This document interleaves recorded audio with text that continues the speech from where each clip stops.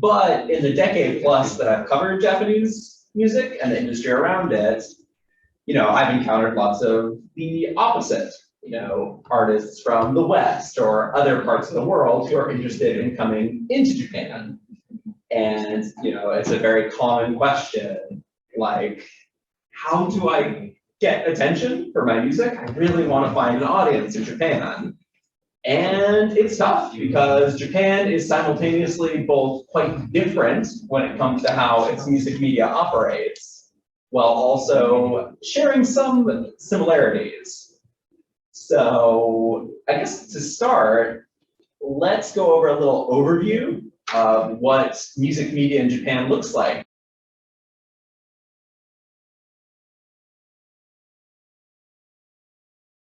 So in Japan, you have a lot of familiar platforms that cover music from all over the world. Radio stations still have a lot of sway here, especially thanks to the introduction of apps like Rajiko, which allows anyone with a smartphone to hear any radio station in the country. So those geographic barriers are gone now.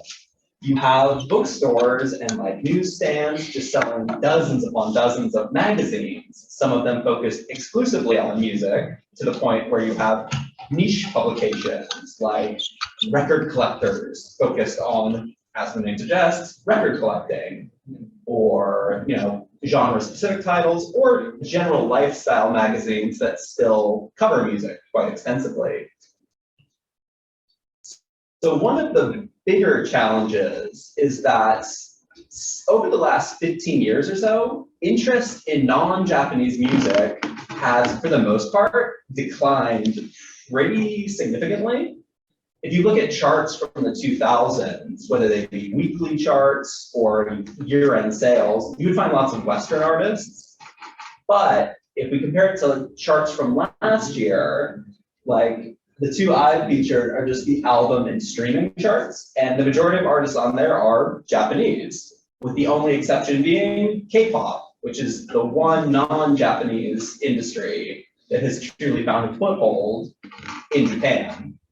So it's become really difficult for non-Japanese artists, even major label ones, to find entryways into the country.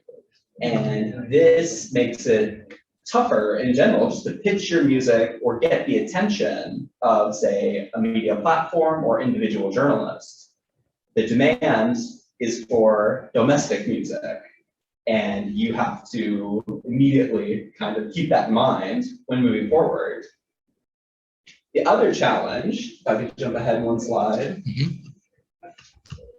is something that actually makes Japan very similar to the rest of the world when it comes to music.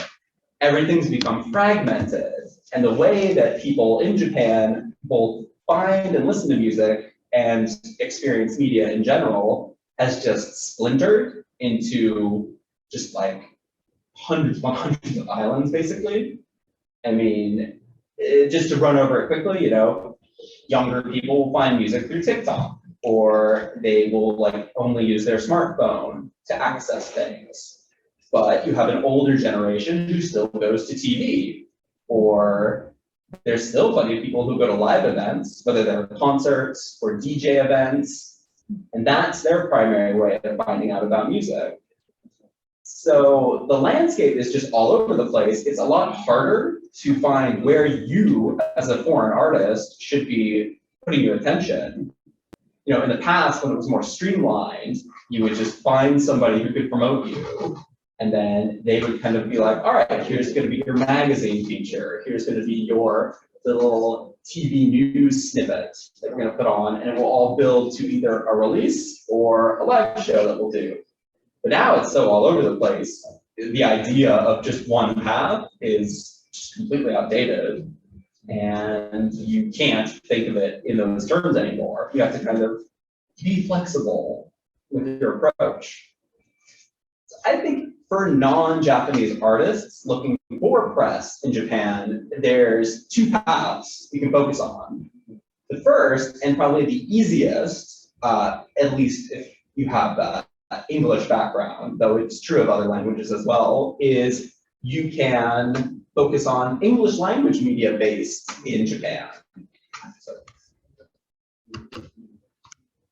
yeah, these are publications like the aforementioned Japan Times, a daily newspaper, or more sort of like magazine style publications like Tokyo Weekender or Metropolis, or many other parts of the country have their own local magazines, though I think some of them are dying out just due to, I don't know if Kansai still exists. No, okay. These exist. And you also have English language platforms like NHK World, which is the English language channel for national broadcaster NHK, who are very receptive to non-Japanese entertainment of all sorts. So these are good ways of reaching an audience that will have a connection to you already, as presumably the readership for these publications are either non-Japanese themselves, or, speaking from experience with the Japan Times, it's Japanese individuals who want to better their language abilities and have more of an interest in the world at large. So they're maybe more receptive to non-Japanese music. So these are all great publications to reach out to if you're kind of focusing on that corner of the market and want to sort of like connect with a mix of non-Japanese listeners and sort of global Japanese listeners. A few things to keep in mind just when you approach, say, a writer or an editor from one of these publications. You have to have a hook to get their attention. I get lots of emails from artists outside of Japan who will just send me things like cool new music from Belgium. And it's like, well, that's great, but I write about Japanese music and what's happening in Japan. So for all of these publications, you need to find a kind of Japan angle to approach writers and editors with. So that can be a live show, some sort of collaboration, if you have that with a Japanese artist or company or some other entity, or maybe this works sometimes. If your song is related to Japan in some way, perhaps you're inspired by the cherry blossoms or something. Go for it. We'll get into that a little bit later, but like you always do need to keep in mind you need an angle to get these editors' attention. So this is a reliable way of trying to get media attention in Japan, but it's still a very small world compared to Japanese media, which I think is what most artists would want, coverage in the actual language that the majority of the country knows. Next slide. However, it's very difficult to do this. So there are a lot of Japanese publications that are covering not just domestic music, but will touch on international music. They range from websites like Real Sound to Natalie to Sinra. And then there's also services like PR Times, which allows you to upload your own press release, and then that gets distributed out to people. So like people who have an interest in music could read about your latest release if it's on there. So it's easy to use, but also not if you're not Japanese. There's magazines that still cover a lot of international music. They range from like Rockin' On Japan, or not Rockin' On Japan, there's two. There's Rockin' On, which is for international music, but also, the aforementioned Record Collectors gets into it. There's Music Magazine, not very creatively named, but very direct and covering a wide variety of music. And radio, there's a lot of radio stations and DJs who want to share non-Japanese music with their listeners. There's a lot of hurdles, though, if you're a non-Japanese person, to getting attention from these, with the most obvious being the language. So you have to have Japanese press materials if you want to get the attention of these publications, just because it's quite rare to find people working there who are fluent in English, who are like also receptive to discovering new music.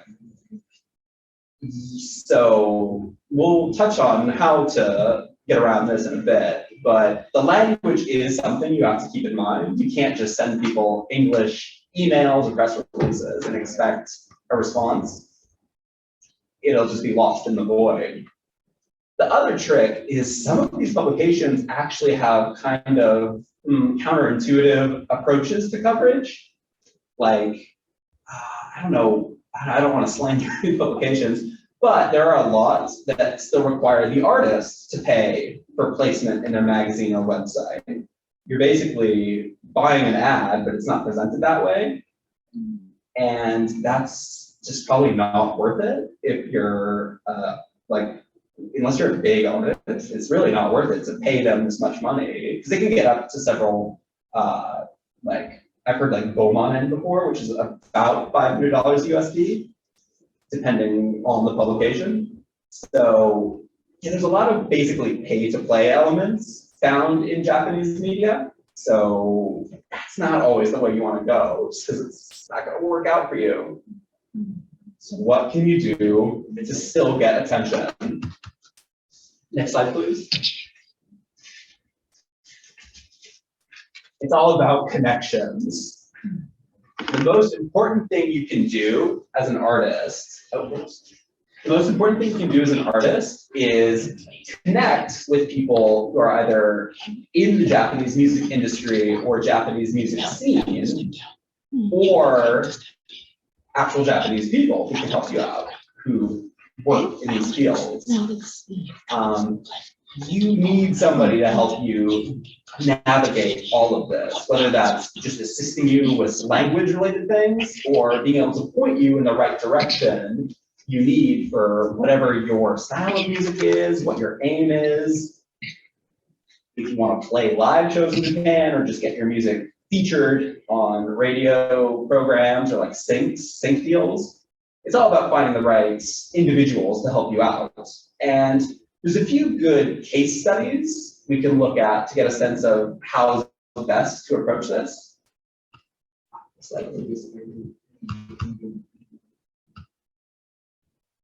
So one way is artist directly to journalist or writer, just because there are, and this is where the importance of blogging and blogs is still very important in the Japanese music landscape. Their companies and publications as a whole might not be interested in music from outside the country, at least in trying to sort of put a spotlight on it, but individual writers often are. And there's a lot of just great people who are willing to fight for you and champion what you're doing if they really kind of connect with you and like your sound. The trick is finding the right journalist or the right independent publication that will put a spotlight on you. So a few good examples are the experimental music website Abyss, ABYSS. They've done a lot to work with experimental electronic artists from all over the world, alongside Japanese ones, to not only write articles about what they're doing, but also help them put on live stream shows, especially during the midst of the pandemic. And they're a really passionate, independent project that goes to bat for artists whose music they really connect with.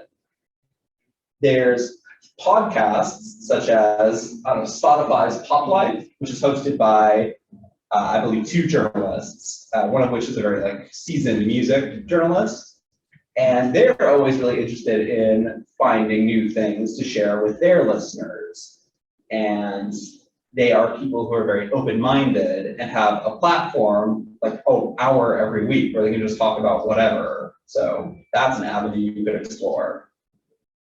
And then there's even, you can approach non-music journalists because they're still interested in artists overseas, almost sometimes more than the music publications. One example is the popular men's lifestyle magazine, Popeye. They've been around for I want to say 50 years or something. They're on the edge of youth culture. And they do lots of features that aren't about music per se, but they talk to musicians based outside of Japan. One they did recently was they just talked to artists about what's your apartment like. They're just like, oh, cool, you live in Berlin. What's your apartment like? And they just like draw a blueprint of it. And you're not talking about music. You're just showing pictures of your like space garden or whatever. But there's still interest there. And you can find a space in Japanese printed media if you can develop those connections. Next slide, please.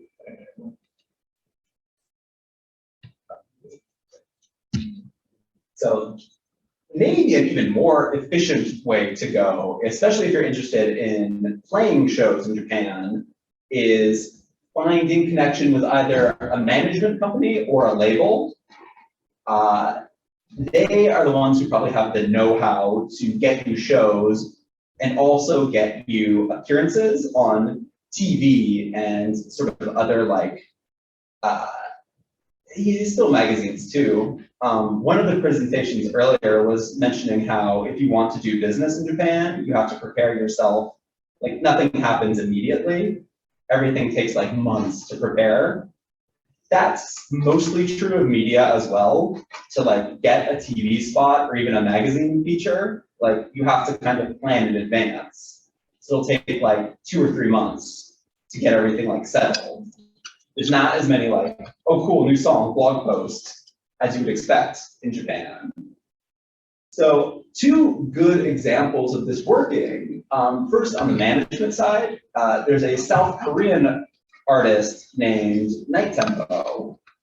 He's been kind of just creating dance tracks in his bedroom in South Korea for like a decade now. He was just doing it for fun, uploading these remixes he was like experimenting with onto YouTube, and they found a following. And it was like, okay, great.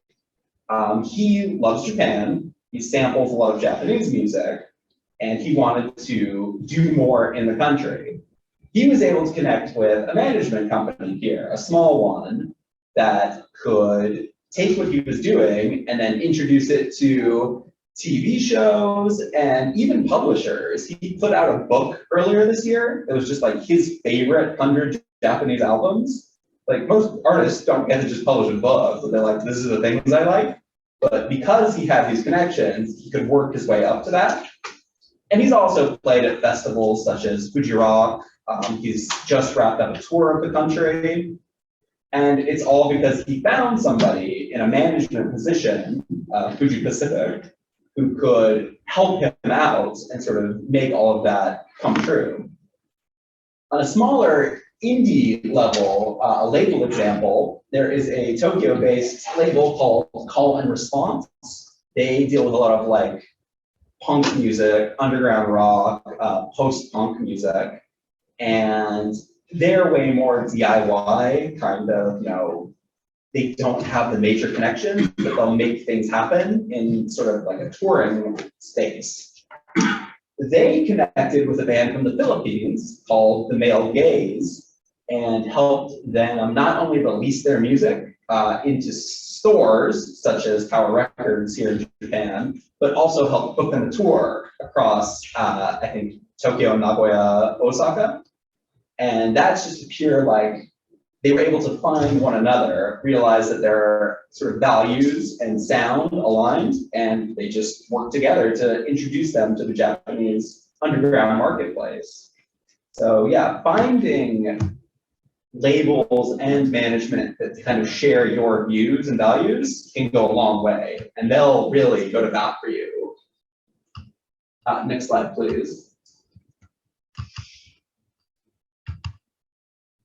So next up is just connecting with Japanese artists themselves. Like, this might actually be the best way now in a social media age, just because so many artists can just directly connect with one another. A great example of this is a Japanese artist named Asaki, so kind of a young electronic pop artist coming up. She's collaborated with a lot of non-Japanese artists, and it's all just because she sent them direct messages on Instagram. And it goes the other way too. So she recently held a show in Shibuya in Tokyo, where she invited an artist from Australia and an artist from the United States to join her. And they just all knew each other because they liked each other's posts on Instagram. And they just got to talking, and they were like, hey, cool, let's collaborate. And it turned into an opportunity for them to come to the country. You also kind of have, this is a little rare, but it's good to keep in mind. Sometimes Japanese artists can pick up on your music. They might just find it, who knows how. We'll get to that in a second. But they might use it and kind of embrace it in their own way. And then you will suddenly become semi-popular in the country. A few years ago, a Japanese comedian, she did a comedy routine that went viral on YouTube that used American pop artist Austin Mahone's Dirty Work as the soundtrack. Like, that was never a hit anywhere, really. But because this went viral, this American pop singer, suddenly was everywhere in Japan. Like, they flew him out. He was kind of paraded around on, morning TV shows and stuff. And, he didn't actively try anything. He's just suddenly doing these collaborations with this comedian. So just when you see an opportunity, yeah, you gotta take it. So artists have a lot of power in Japan, especially today, now that to some degree management companies have lost a little bit of their grip on things. So if you can develop a relationship with an artist that you really like and sort of work towards something, that can really help you break into the market at large. If I can ask you a question real quick. Yeah, sure, go for it. So I just sent Jake, who's on the line here. I just sent him the Fuji Pacific website. Okay. So he has done a collaboration with Dr. Capital. Okay. And the video is already, getting some attention. What, if you could speak on that now or later, what would you suggest he do to follow up with that, right now? Oh, the attention is getting. Yes. Well, you definitely need to, timing is obviously the most important thing in life.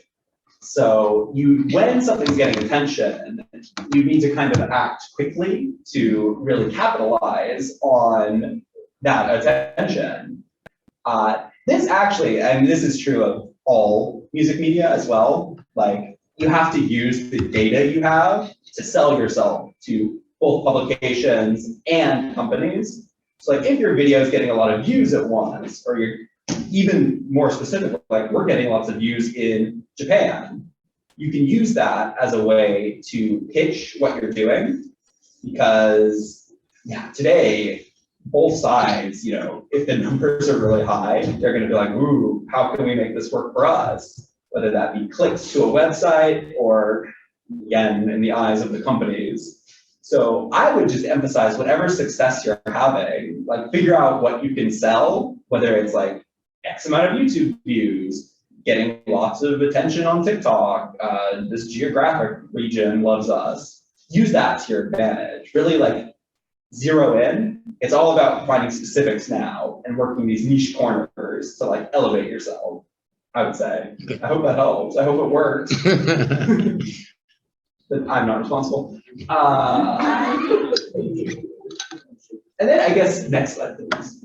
So and then there's sort of the wild card element, which is when things just go haywire and you suddenly get popular in Japan. Similar to the artist, but a little less predictable. Japanese celebrities and talents, they have a lot of platforms to share the media they like radio shows, live streams, YouTube channels. They're all over the place. And a lot of times they'll share music they like. And if you're just on their radar for some reason, you can suddenly kind of get wind behind you. An example I'm thinking of is earlier this year, or maybe late last year, there's a comedian named Watchan. She was she's all over TV. Oh, has she? Oh, she's great. Hilarious. Is this something we consider as like influencer? Yeah, that's the word. Talent. Talents and influencers are the same. Talent's just an older word, but influencers, so they have a lot of online presence. So this comedian, she's everywhere. And on her radio show, she just played a pop song from a Thai group, a Thai duo named Lus. And just people who have no interest in Thai music were suddenly like, oh, this is awesome. Hwa-Chan likes this. So like that gave them attention, and that led to them working with bigger Japanese artists on collaborations and stuff. So it's just chaos out there. TikTok, of course, is kind of the epicenter of all like Chaos. youth trends, and nobody can explain why anything goes popular on TikTok. And in Japan specifically, there's a lot of non-Japanese music that somehow ends up being like good for a dance challenge or just a background sound for whatever the TikToker is doing. A good example of this was one of the biggest songs, like view-wise, like 2 years ago.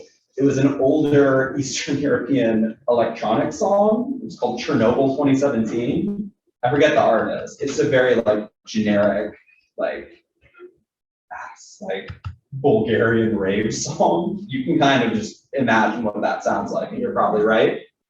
But that suddenly, like everybody in Japan, like all the teens of Japan were doing a dance to it on TikTok, and it shot up the Spotify viral chart here. And like, yeah, suddenly it was one of the most heard songs of the year. So sometimes you just have to pay attention to TikTok and hope that some random teenager likes your music.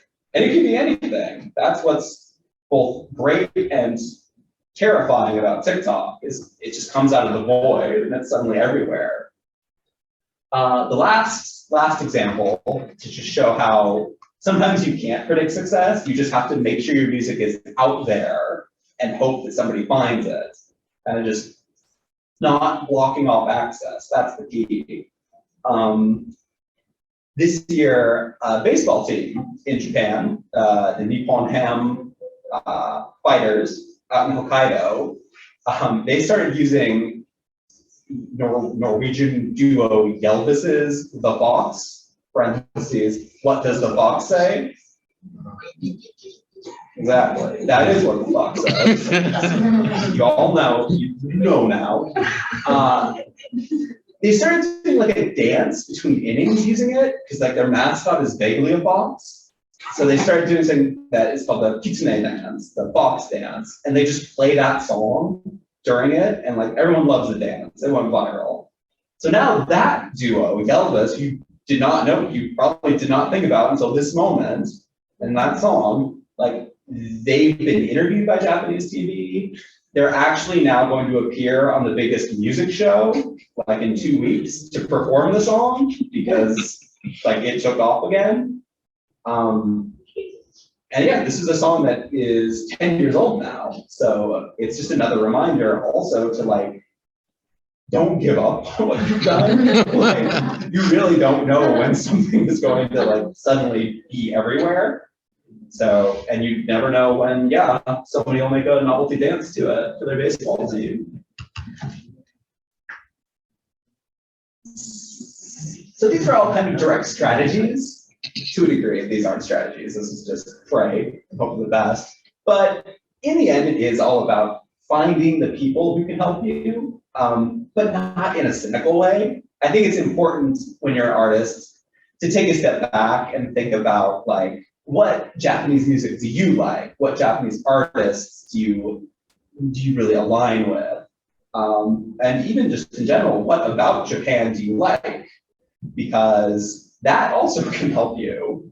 Next slide. Yeah, yeah, final slide. So one thing that the Japanese media loves to do is write about non-Japanese people who love Japanese music. And in the last few years, this has actually been an online boom. There's been a lot of interest in older Japanese music. There's a whole boom in city pop, that's sort of like 70s and 80s sound that kind of like got boosted on YouTube. Anime music is really big right now, bigger than ever.